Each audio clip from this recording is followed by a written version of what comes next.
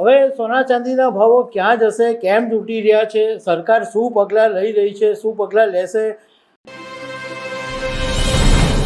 સામાન્ય રીતે આપણે એવો જ ટ્રેન્ડ જોયો છે કે યુદ્ધ જેવી સ્થિતિ હોય ત્યારે સોના ચાંદીના ભાવો ભડકે બળતા હોય, આસમાને હોય, પરંતુ અત્યારે ગાડી ઊંધી ચાલી રહી છે અને સોના ચાંદીના ભાવો તૂટ્યા છે. હવે સોના ચાંદીના ભાવો ક્યાં જશે, કેમ તૂટી રહ્યા છે, સરકાર શું પગલાં લઈ રહી છે, શું પગલાં લેશે, આ બધા એનાલિસિસ વિશે તમારી સાથે વાત કરીશ.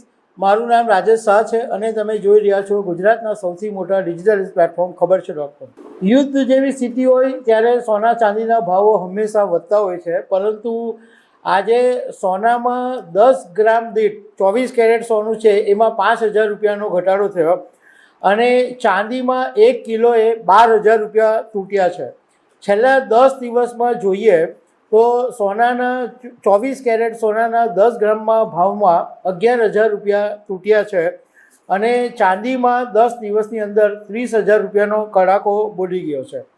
10 દિવસ પહેલાં 10 ગ્રામ સોનાનો ભાવ 1.60 લાખ હતો અને 1.49 લાખ પર, અને ચાંદી 2.60 લાખ રૂપિયા કિલોએ હતી, એ ઘટીને 2.30 લાખ પર આવી ગઈ છે.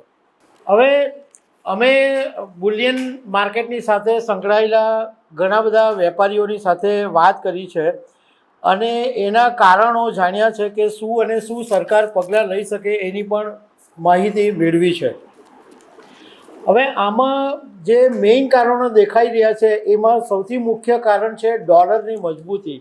કારણ કે ડોલર રૂપિયાની સામે જબરજસ્ત મજબૂત થઈ ગયો છે અને અત્યારે ઇન્ટરનેશનલ માર્કેટની અંદર ડોલરનો ભાવ 93 રૂપિયાની આજુબાજુ પહોંચી ગયો છે અને ક્રૂડ ઓઇલના ભાવો ભડકે બળીને જ્યારે યુદ્ધની આજુબાજુ 70 રૂપિયા બેરલ દીઠ ક્રૂડ ઓઇલનો ભાવ હતો, એ આજે 120 રૂપિયા ડોલર પર પહોંચી ગયો છે બેરલ દીઠ.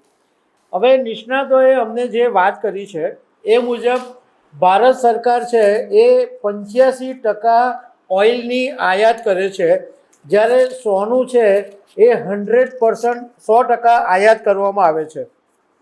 હવે ક્રૂડ ઓઇલના ભાવ જે 70 રૂપિયાથી વધીને સીધા $120 પર પહોંચી ગયા, એને કારણે સરકારનું જે આયાત બિલ છે એ વધી ગયું છે અને દર મહિને સરકારે 7 થી 8 અબજ ડોલર છે એ બહાર જાય છે. જે ઇમ્પોર્ટ વસ્તુ માટે 7 થી 8 અબજ ડોલર બહાર જાય છે અને આનાથી રૂપિયો નબળો પડે છે અને કરંટ એકાઉન્ટ ડેફિસિટ છે એ વધતું જાય છે.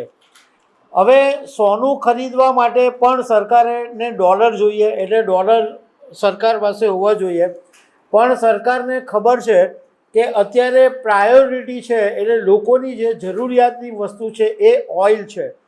સોનું નોન એસેન્શિયલ કેટેગરીમાં છે, એટલે સોનું અત્યારે નહીં ખરીદીએ તો કંઈ ફરક પડતો નથી.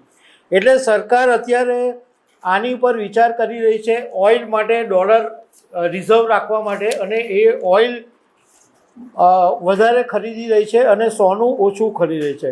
અને એને કારણે જે ટ્રેડ ડેફિસિટ છે એ ઘટે અને રૂપિયા ઉપર દબાણ ઓછું થાય, એટલે રૂપિયો વધારે નબળો પડતો અટકી જાય. એના માટે સરકાર અત્યારે ઓઇલ વધારે ખરીદી રહી છે અને સોનાની ખરીદી ઘટાડી રહી છે.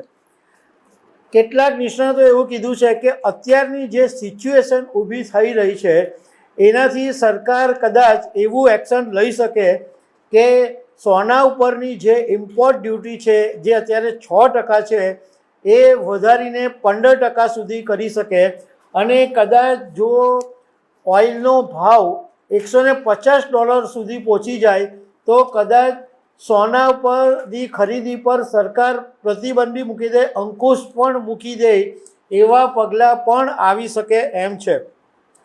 ફેબ્રુઆરી 2024માં ભારતમાં સોનાની આયાત 40% ઘટી ગઈ છે અને આને કારણે જે ભારતનું જે ટ્રેડ ડેફિસિટ છે એ 34.7 અબજ ડોલરથી ઘટીને 27.1 અબજ ડોલર થઈ ગયું છે. અમે બીજા બધા મૂલ્યન માર્કેટના વેપારીઓની સાથે પણ વાત કરી તો એમનું કહેવું એમ છે કે ઘણા બધા કારણો છે. એક કારણ તો એ છે કે અત્યારે લગ્નસરાની સિઝન છે, હવે એની ખરીદી ડિમાન્ડ હતી, પણ હવે લગ્નસરાની સિઝન પણ ધીમે ધીમે ઓછી થઈ જશે, એટલે માર્કેટની અંદર ગોલ્ડની જે ડિમાન્ડ છે, સોના ચાંદીની જે ડિમાન્ડ છે એ ઘટી ગઈ છે.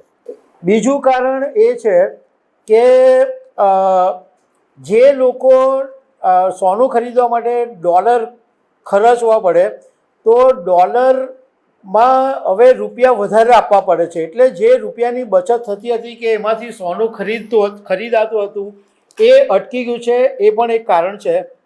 કેટલાક નિષ્ણાતોનું કહેવું એમ છે કે ડોલરનો ભાવ વધવાને કારણે કેટલાક ઇન્વેસ્ટરો છે એ સોનું ચાંદી વેચીને ડોલરની અંદર ઇન્વેસ્ટમેન્ટ કરી રહ્યા છે. જે લોકો હુંડિયામણ બજારમાં ઇન્વેસ્ટમેન્ટ કરતા હોય એ લોકો અત્યારે ડોલરમાં ઇન્વેસ્ટમેન્ટ કરી રહ્યા છે.